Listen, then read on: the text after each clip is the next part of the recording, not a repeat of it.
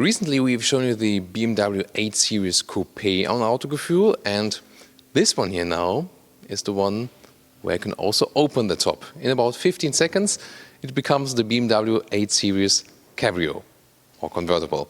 And this will be a new competitor for sure for example, an S-Class convertible, but BMW also wants to be this one here, a sports car, as we've also shown you with the 8 Series Coupe.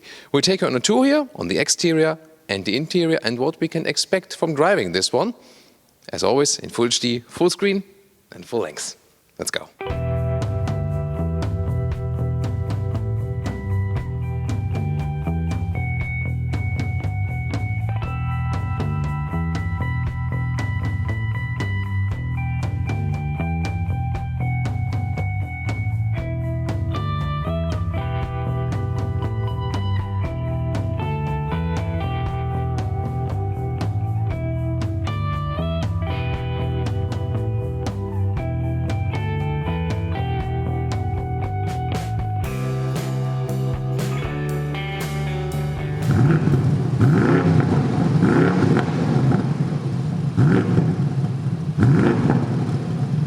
In the front here you can see that convertible and also the coupe, they are pretty much alike. They are basically the same vehicles. Of course we'll come to the differences very soon. Here in the front you can see those slim headlamps. Those ones optional equipped with the BMW laser light. You get the adaptive LED from standard equipment. Those ones then you can use for the 600 meter high beam function, if that's allowed in your market. In the front grille, you can see we got those adaptive fins. They open according to the cooling system of the vehicle, and the frames, they're either in chrome, or you can get the shadow line to have it more in a darker black tone. And as a third tone is also an aluminum tone, a gray tone available. So I also have already a choice for the double kidney style. 4 meters 84 or 15'9" is the total length. That's also the same we have with the coupe. The only difference is of course the roofline, and the chassis has to be stiffened than always with the convertibles a little bit, so you have a little bit more weight. That's also why, also together with the roof construction, the weight balance is not anymore 50-50 front rear, but more like 48-52. But the engineers actually have told us that it works pretty well also with this setup, and that the convertible is maybe even gaining with this change. We'll again close the roof for you. You can take another look here in the side profile, how it opens and closes. You can still do that up to a speed of 50 kilometers an hour. That's basically a basic speed now in the automotive industry, and also again, good advantage if you compare it to a hard top. With a soft top, you always have less weight. You're more flexible to open and close it, and you can here now see that the coupe style line of the hardtop is basically being kept here with a very flat A-pillars, and then also towards the rear of the car with those modern rooftops you can really get a smooth transition over to the shoulders, so you don't see the whole construction which is underneath so much.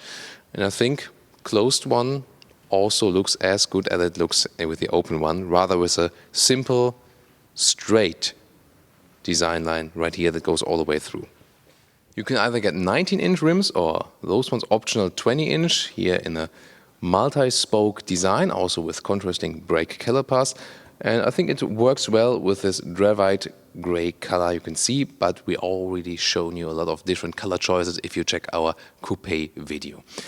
Then this one, in this case here, this is not an active air breather, this is just a design element, and you already get the M badge if you have this 850i, the petrol engine. From the rear perspective, you can see that also the rear end of the roof is being smoothly continued to the rear. Of course, this is where coupe and cabriolet are most unlike. We see more a flat area in the rear right there. But still, you get those horizontally drawn tail lamps, and the car also appears very wide. Is actually as wide as the coupe right there, also with the M850i badge there. X-Drive is also standard equipment. You always get it with all-wheel drive, and in this case the hatch opens just a little bit differently. Here we go. So this is also a prototype model, so that can happen. There we go with the opening, and you see it is also quite as wide as with the coupe. there's a little bit less room inside. We'll soon show you that too. If you take a look at the lower area with those exhausts, the outer tip is just for beauty purposes. The inner ones, you have then altogether 4 pipes, and the outer ones each have this exhaust valve. When you're in the Sport Plus mode, then you get also this roaring sound. Under the hood, we have the same engines as for the Coupe. You start with the diesel as a 3-liter R6 with 320 horsepower and does 5 seconds to 100 kilometers or 62 miles an hour. And this one here is the 4.4-liter V8 turbo petrol engine. This one then here 3.8 seconds to 100 kilometers or 62 miles an hour. So the speed or acceleration difference is just 0.1 seconds if you compare it to the Coupe. So there's almost the same driving performance than convertible and the Coupe. Both Coupe and convertible, and also both petrol and diesel, no matter which you pick, come also with sports equipment, so to say. That is the adaptive M suspension, all-wheel drive, of course, for all engines. Then the petrol engine, the only thing that one gets exclusively is the anti-tilt function, so you reduce the corner roll. But everything else you can also get for the diesel. Also, for example, optional with a sports package, the rear differential lock. That one comes as standard equipment also for the petrol engine. This is the car key. You can also see the M colors at the side. This is the normal slim key. With the Coupe, I've shown you the one with the screen on the inside. This one, if you know, this is the understatement key, so to say. But it's slimmer in the pocket for sure. So let's open the doors right there. You can see also contrast color between bright and black. Optional speaker system, really big speakers. You cannot fit so many stuff at the inside of the doors. Pretty slim right there, but you can open the trunk also from there. Then you always have this illuminated entry cap, the M50i. Also indicates the carbon core, so also carbon fiber is used for the chassis of this vehicle. In this case, we have a bright color for the seats. So you also get the same seats as we have in the Coupe. Shoulder accentuations, electronic control, quite voluminous also at the sides. However, they do not offer any alternatives as a surface other than animal skin, so that's rather looking backwards. Then if you take a look at the steering wheel, it can also be heated right there with a separate button. And those ones here, the left control controls the ACC. You can set it right there, but also a speed limiter. On the right side, you can have the voice control, but also change the volume of the vehicle. And soon we'll tell you more about those digital gauges and also the central infotainment system. And what about the neck? The neck, oh yes, Holger indicates a very important feature because he's also getting a cold neck quite a lot. Here it is. So this one is the neck heater exclusively for the convertible. You can set it then at the middle console. We'll take a look at that very soon. This could be a nice feature for spring and autumn when it's, you know, not super cold that you don't wear a jacket, but you still want to have it a little bit warmer. Now let's get inside. The car sits very low. It was actually quite easy to get inside as well. I'm 1.86 m or 6'1" if you haven't subscribed yet. And there is still some headroom left then if the top is closed, and this isn't much of a big difference to the Coupe, so it's not that you can't pick the convertible if you're a little bit taller.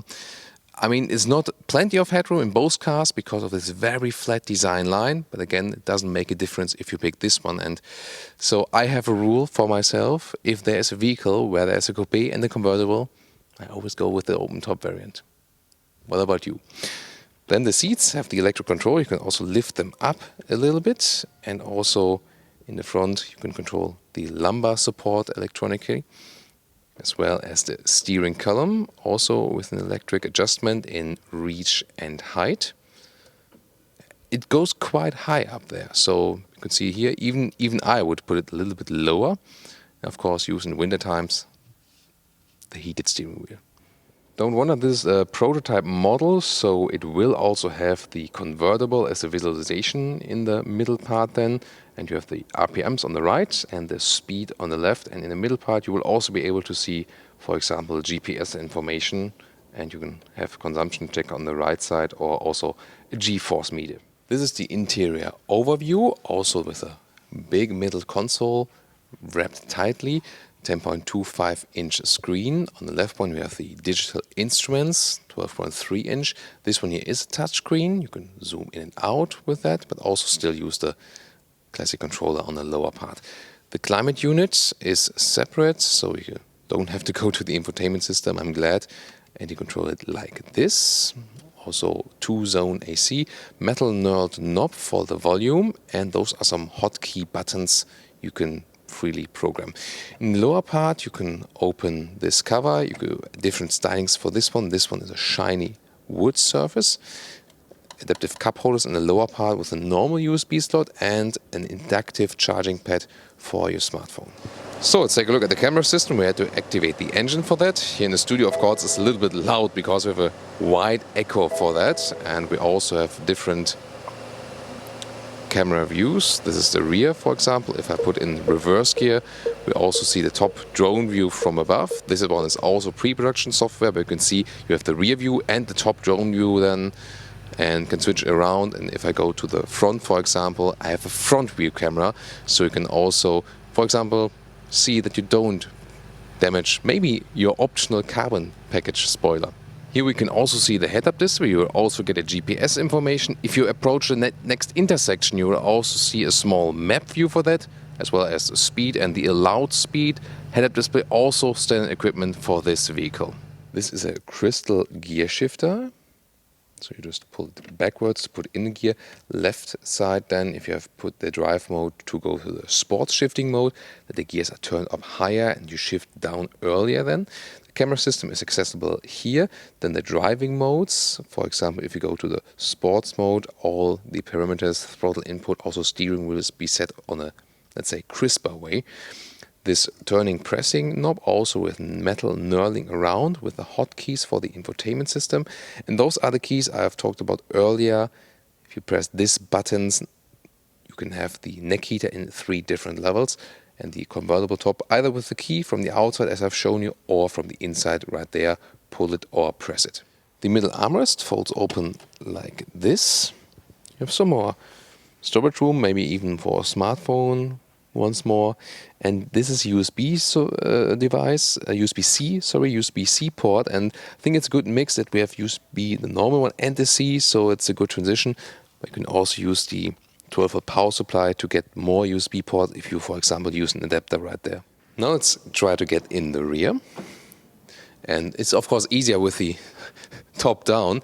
You pull this latch here, and the seat, when it would be all the way back, it would slide forward also. And then you can get easier inside. This one, of course, now an easy exercise.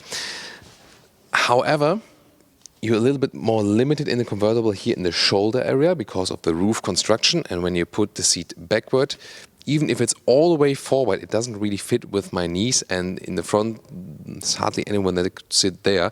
You can also take a look over at the driver's seat. As I would be driving, there's literally no room left.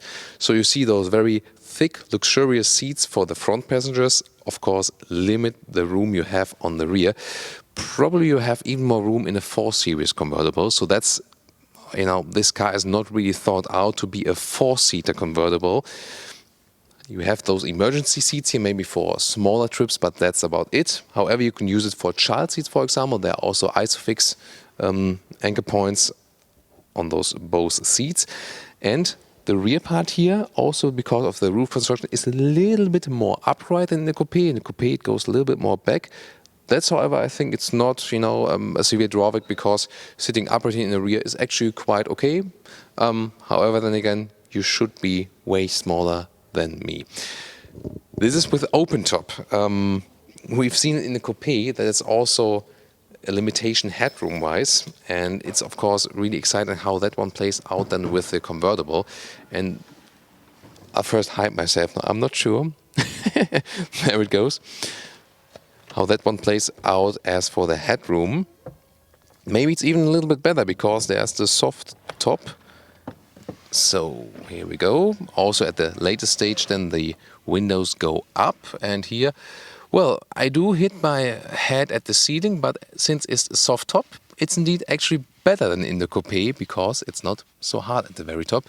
However, again, you see you are very limited, so just recommendable for very, very short rides for adults or just for kids.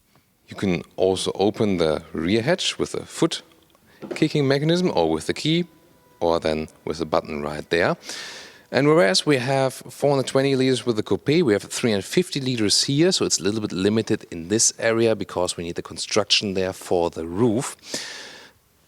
Here we can also load things through because we've already done it right there with flipping the seats. You have to release them right here on the right side and the same one on the left side over there. And if you release them, then you have to go around and then flip those seats. You can also load longer things through. And what would be the setup then if we have the roof opened? That's like this. So you have to manually use this one. So this would be a limitation. And then, of course, it gets a little bit close with, for example, a cabin trolley or something. We can also get one for testing. But that's quite normal for the convertibles, that you are very limited in height then if you want to drive with open top. Here we go.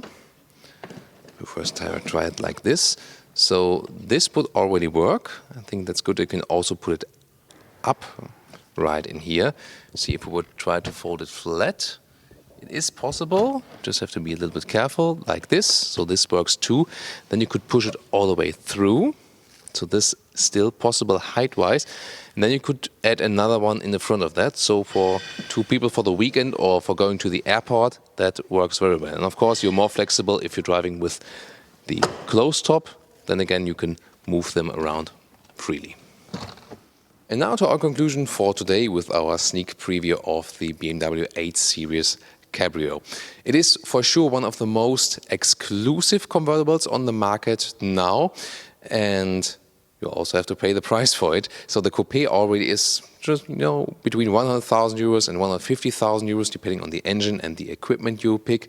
This one here always then, also depending on the version, a couple of thousand euros even more expensive than the coupe. That's also, a normal pricing strategy.